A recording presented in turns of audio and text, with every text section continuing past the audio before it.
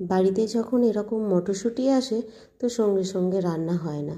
বাবা আর ছেলে চিন্তা ভাবনা করতে করতেই দুদিন কাটিয়ে দেয়, কি খাবো, কচুরি খাবো নাকি ঘুগনি খাবো। তো তারপর রান্নাটা হয়।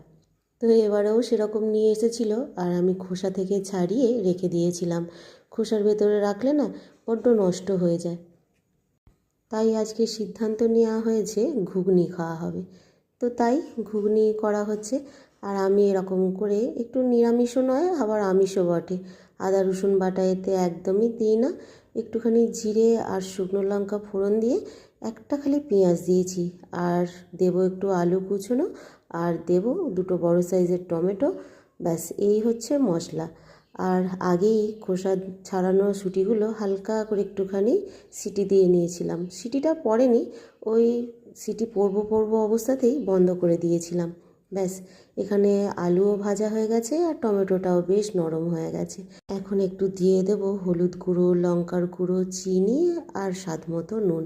আগে একটুখানি নুন দিয়েইছিলাম, তো কড়াইটা সিদ্ধ হওয়ার সময় সেটা বুঝে আর অল্প করেই দিলাম। তো ব্যাস সমস্ত কড়াইগুলো এর মধ্যে দিয়ে দিলাম, দিয়ে একটু গরম জল দিয়ে একটুখানি সিদ্ধ হতে দেব। তারপরেই হয়ে যাবে আমাদের কাঁচা মটরশুঁটির ঘুগনি। এরপরে আবার ছেলে বলে রেখেছে আজকে ঘুগনি খাওয়া হলো, এর পরের দিন কিন্তু কচুরি চাই চাই। আর আমার দুই ছেলে কড়াইশুঁটির কচুরি খেতেও বেশ ভালোবাসে জানো তো।